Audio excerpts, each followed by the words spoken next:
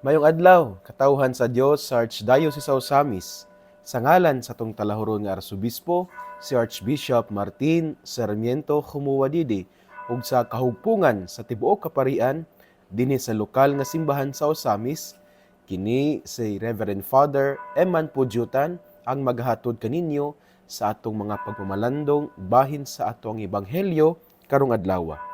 Mga igsoon ko na ni Kristo, adlaw karon nga Biyernes, Agosto 29 sa tuig 2025 ug karong adlaw ang tibuok simbahan nagasaulog sa martyrdom of Saint John the Baptist or the beheading of Saint John the Baptist tungod kay si San Juan Bautista, ang precursor of the Messiah, igagaw ni Kristo nga diha sa Biblia siya ang nag-andam sa dalan sa Mesiyas, giputlan manug ulo nga mao'y hinungdan nga siya namatay.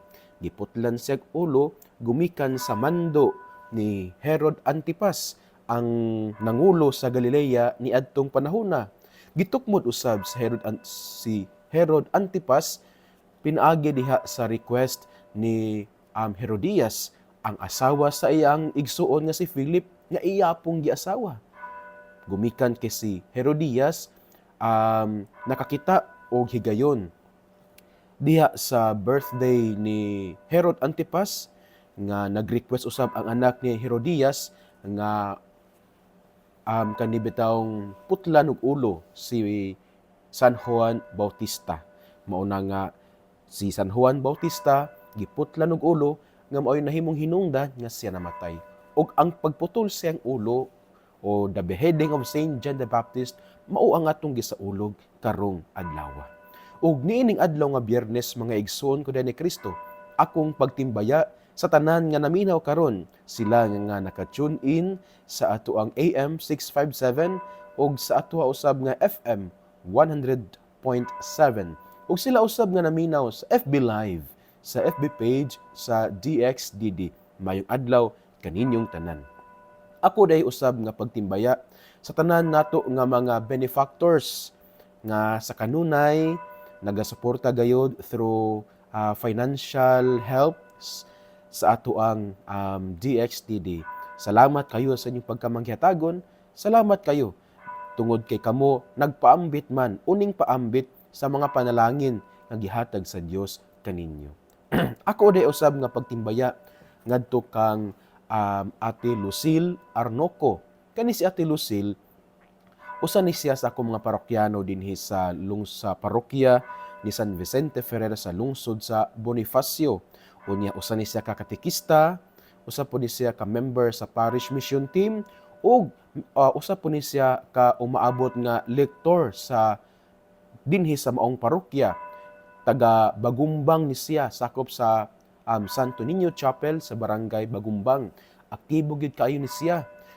Tungod kay diha sa Bagumbang, anaa may matag 4th Sunday of the month na may sa ulugon nga anticipated mass sa maong kapilya sa Santo Niño Chapel sa Bagumbang.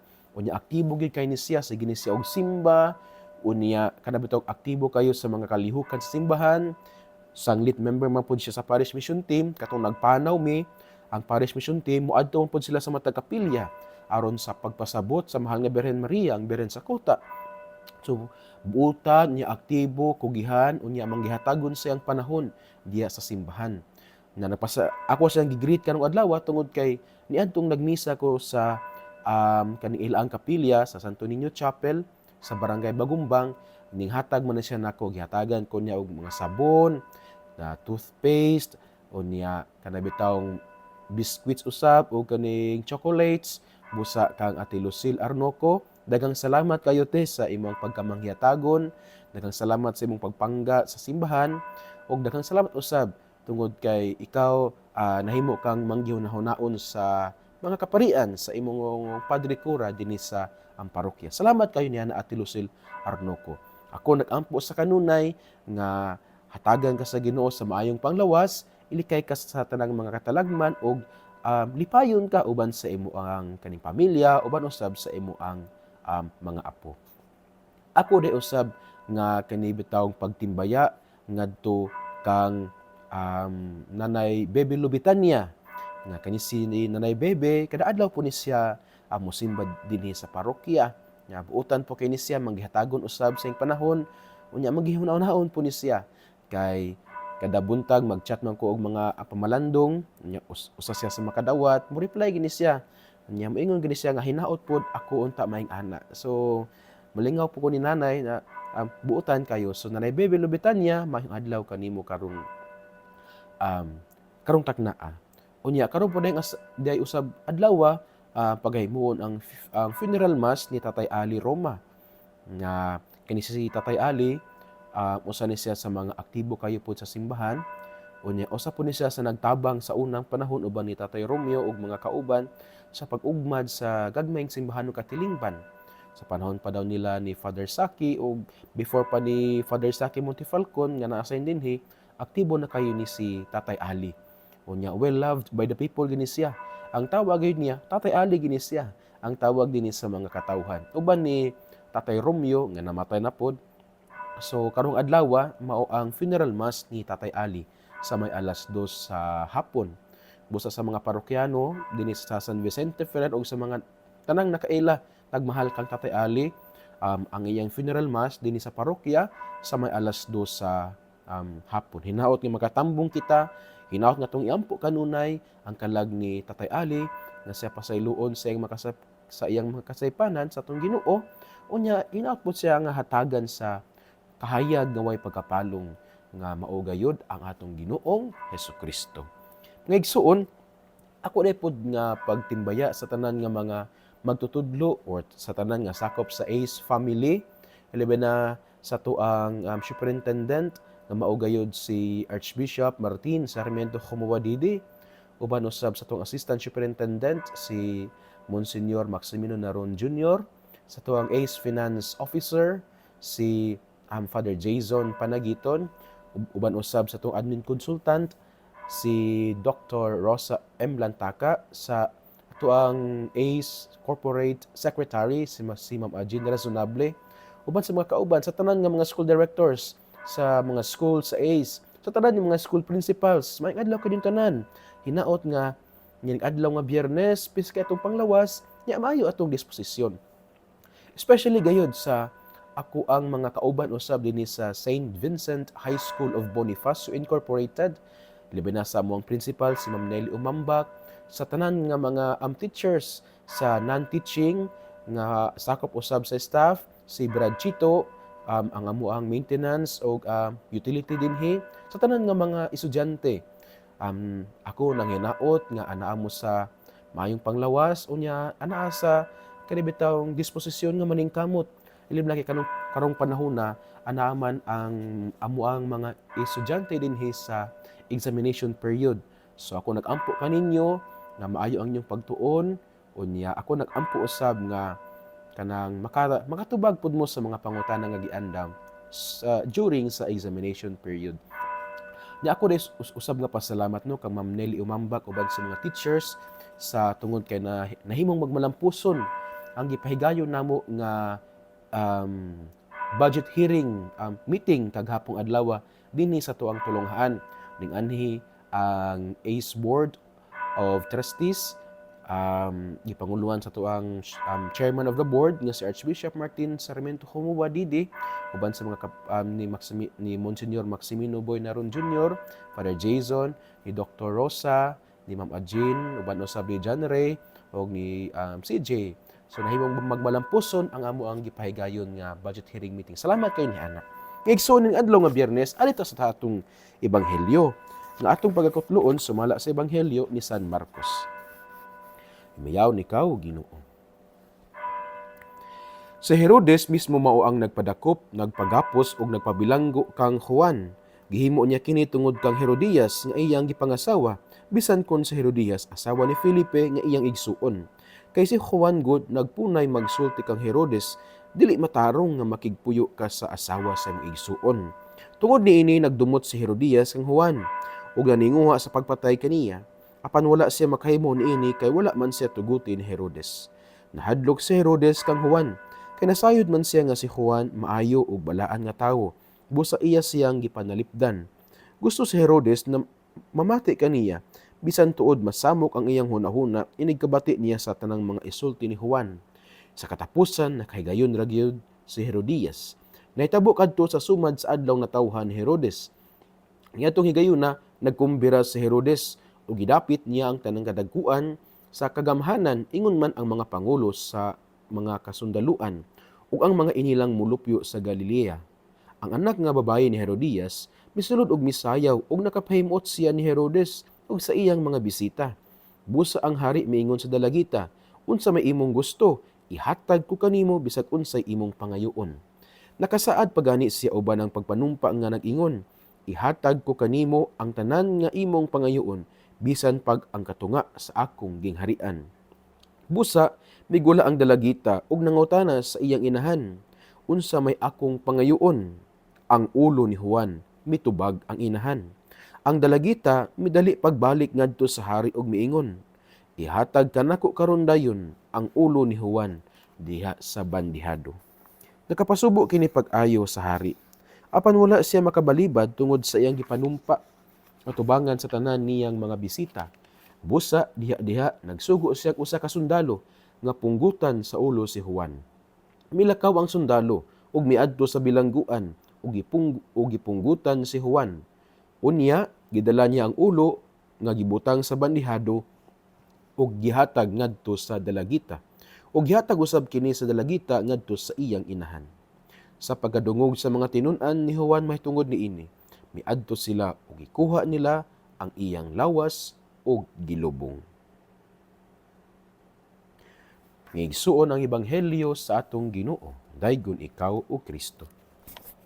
Mga igsoon kada ni Kristo ning adlaw nga Biyernes, Agosto 29, 2025, kapistahan sa martyrdom ni Juan Bautista, ang beheading of Saint John the Baptist. Ang atong ebanghelyo atong gikutlo sumala sa ebanghelyo ni San Marcos kapitulo 6 unya versikulo 17 hangtod sa 29. Diin kita nakadungog sa subo kayo nga nahitabo kang Juan nga magubunyag nga gipunggutan siya og ulo tungod kay si Herodes Antipas nga maoy nagsugo niini nga tinukmot usab siya sa iyang asawa nga si Herodias. Gumikan kay si Herodias na may pagdumot kang Juan nga magbunyag tungod kay gisamok man sila. Gisamok in the sense nga si Juan nga magbunyag nagsultis sa kamatuoran ning barog sa kamatuoran ug gumikan niya na nasamok si Herodias kay siya wala man nagpuyo diya sa kamatuoran. Apil no sab si Herodes. Apan si Herodes kana bitaw ganahan man sa ni Juan. Kaya ganahan man siya mamati ni Juan bisag madisturbo ang iyang hunahuna ug ang iyang konsensya. Gumikan ni ana si Juan nga magbunyag gipunggutan gayud sa ulo. Ngigsuon, gamay lang nga historical background din nga to ebanghelyo karong adlaw. Kay namo gyud mga ngalan nga siguro kanang bitaw makapalibog kanato. For example, ang ngalan nga si Herodes. Kinsa man ang Herodes? Mao ba ni ang Herodes nga hari katong natawo si Jesus, no? Or mao ba kani kinsa ba ni siya nga kanipon si Herodias? Kinsa man ni siya? Si Philip kinsa po ni siya? Unya kani pong anak po ni Herodias, kinsa po ni siya? So una mangigsoon kani si Herodes nga gi-mention sa tong ebanghelyo karong adlaw, mao ni siya si Herod Antipas nga anak ni siya ni Herod the Great. Kani si Herod the Great mao ni siya ang kanibitawng hari niadtong panahon or kanang nangulo niadtong panahon sa Israel sa panahon nga natawo si Jesus. So mao ni siya pud ang nagsugo nga kato bitawng pamatyon bitaw ang mga batang lalaki nga edad og 2 ang paubos tungod kay nahadlok man siya nga mapulihan sa isip hari. So gisugo niya ang pagpamatay sa tanang mga batang lalaki nga bag-ong natawo ug katong nag-edad 2 anyos paubos. Gumikan niadto si Jose, si Maria ug ang bag-ong natawo nga si Jesus ningkagyo sila sa Ehipto. So katong nga Herodes atong panahon mao siya si Herod the Great. Ug kaning Herodes karon nga gisgutan anak ni siya ni Herod the Great, si Herod Antipas. Nya kani usab si Philip nga igsuon ni Herodes Antipas, anak po ni siya ni Herod the Great. Lain-lain sila og mama, half brother sila. Unya si Herodias, asawa ni siya ni Philip nga igsuon ni Herod Antipas sa atong ebanghelyo karong adlaw. Unya ang anak nila nga ning sayaw sa birthday ni Herodes, matod sa tradisyon, siya mao si Salome, nga anak ni Herodias. So dili nato i-confuse mga igsuon kani si Herodes dinhi sa atong ebanghelyo. Nga mao ba kani ang Herodes nga hari sa panahon nga natawo si Jesus? Dili. Kay ang Herodes nga hari sa panahon nga natawo si Jesus ang papa ni Herodes sa atong ebanghelyo karong adlaw. Kay si Herod the Great, daghan man to siya og asawa. Daghan po to siya og anak. Well, one of the reasons usab nga nung daghan siya asawa is that for political motive also, nga makiglig-on sa mga relasyon sa uban nga mga pundok nya. So mo na siya nga nung daghan siya og asawa. Unya usa sa mga asawa ang mama ni Herodes sa atong ebanghelyo karong adlaw ug ang mama usab ni Philip nga igisuon ni Herod Antipas. So hinaot nga medyo klaro tagamay ni ana aron nga dili ta malibog pag ingon dugla si Herodes. Nya ngano si Herodes man dinhi nga kaning dako naman si Juan ining panahon na. Dili ni siya mao. Dili ni siya sa Herod the Great, kundi sa Herod Antipas, anak ni Herod the Great. So unsa may itong makutlo mga igsuon nitong ebanghelyo karong adlaw? Una gyud nga atong pamalandungan sa itong ebanghelyo karong adlaw nga una gyud ka naging pagbarug sa kamatuoran. Ang pabarug sa kamatuoran, peligro kaayo. So sama sa gibuhat o sa nahitabo sa kinabuhi ni Juan nga magbunyag, peligro kaayo tungod kay gumikan sa iyang pagbarug sa kamatuoran, gipunggutan siya og ulo. Pero mao ni ang twist mga igsoon kanang ni Kristo.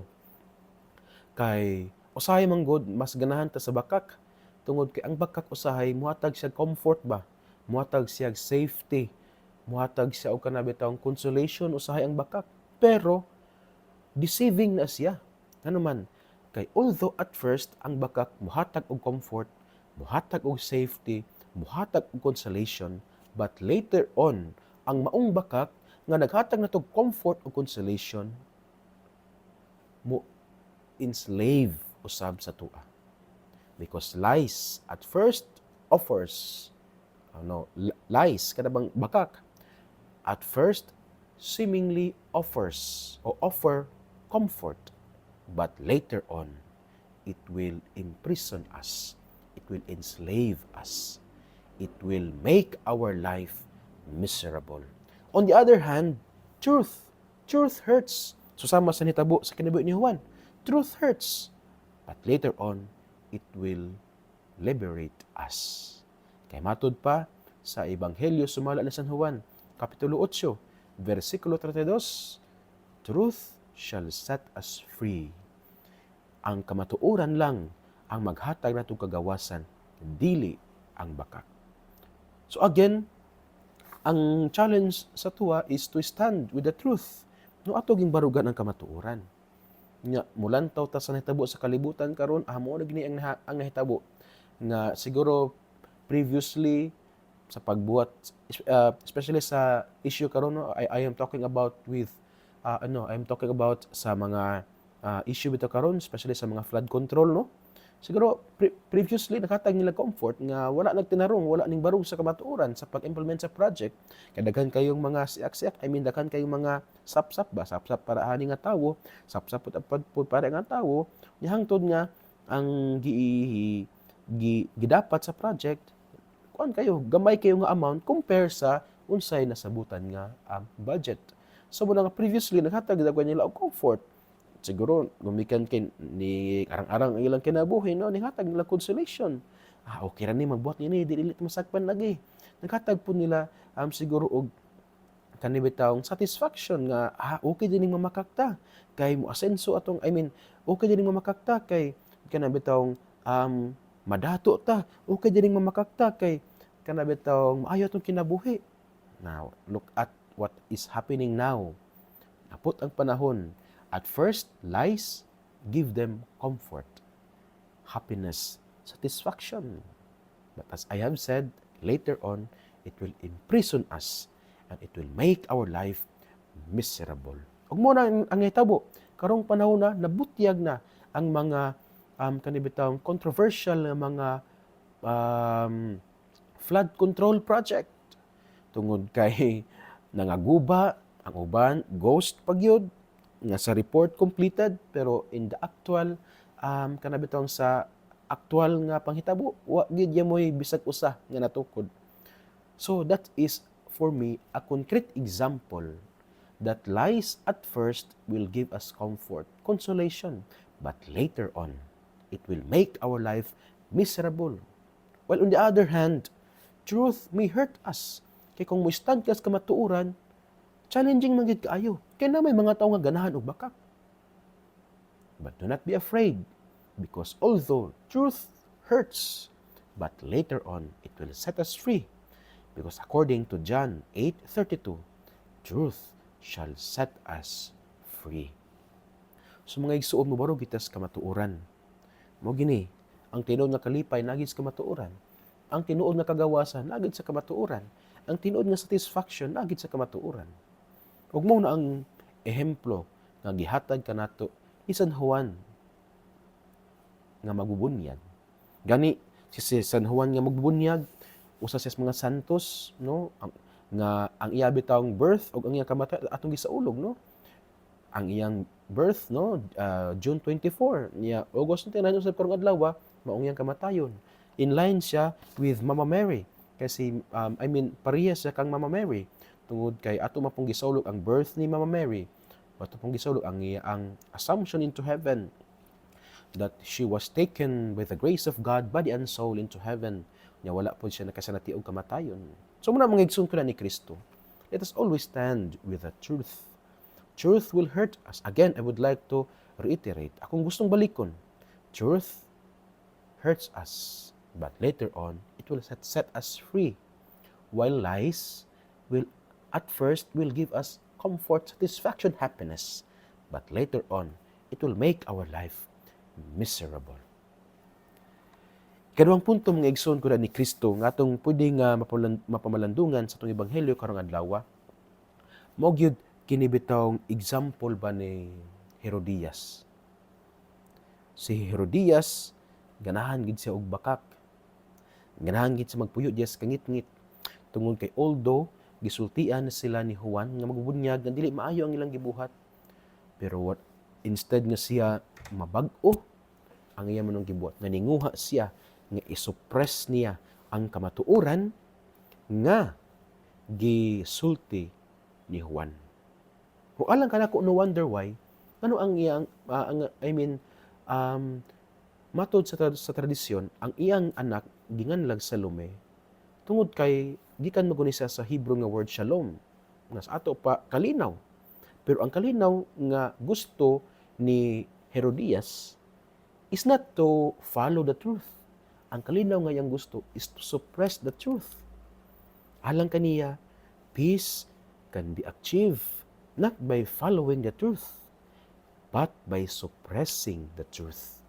Og mao kana ang gibuhat ni Herodias nga sa pagpaminaw niya or sa pagwali ni Juan nga magbubunyag may tungod sa ilang illicit relationship with Herod Antipas.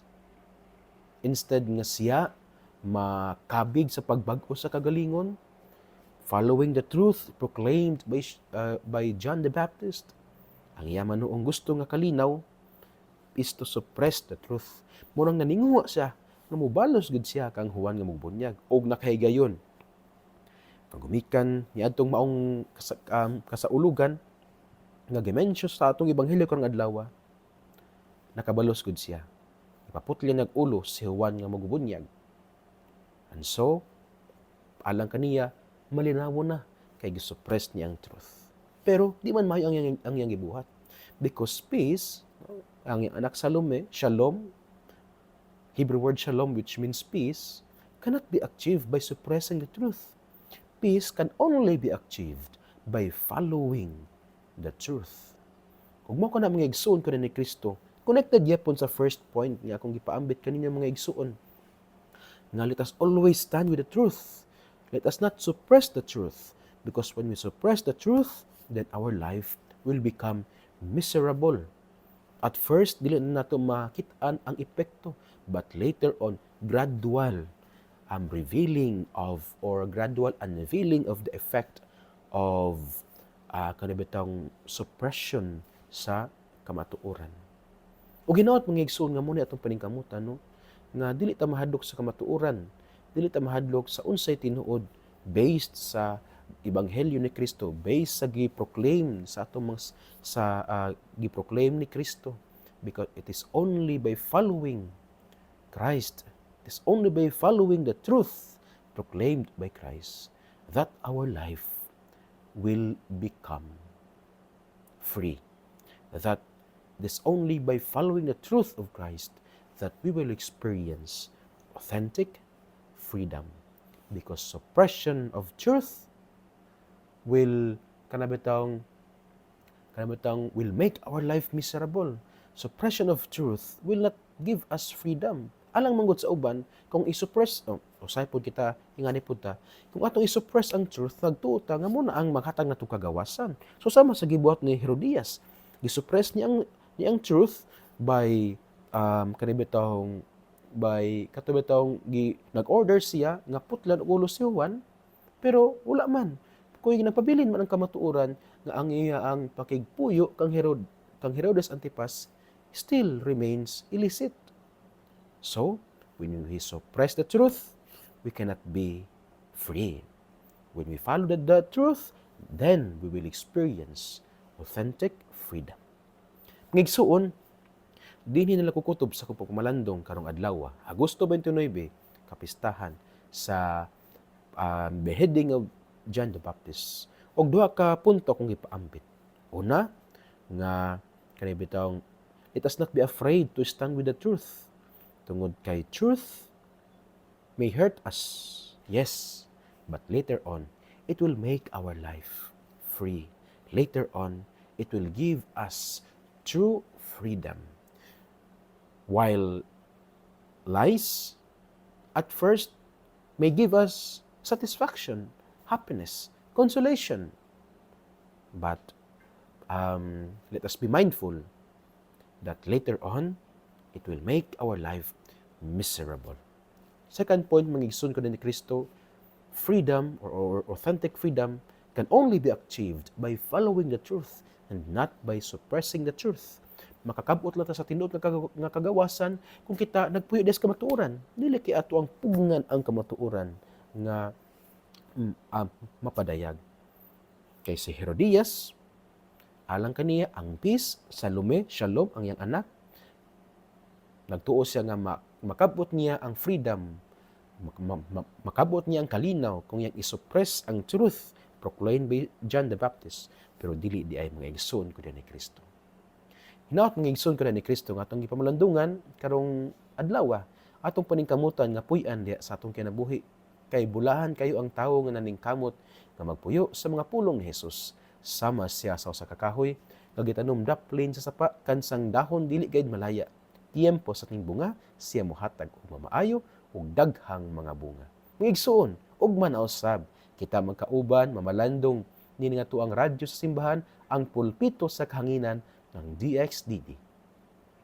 Uban sa pangliya sa atong mahal nga inahan, nagisangpit natong mga misamisnon nga beren sa kuta, ang Dios unta magapanalangin kaninyo kanunay sa ngalan sa Amahan ug sa Anak ug sa Espiritu Santo. Amen. Mag-amping mayong adlaw ug ki Dios li siempre bendiga.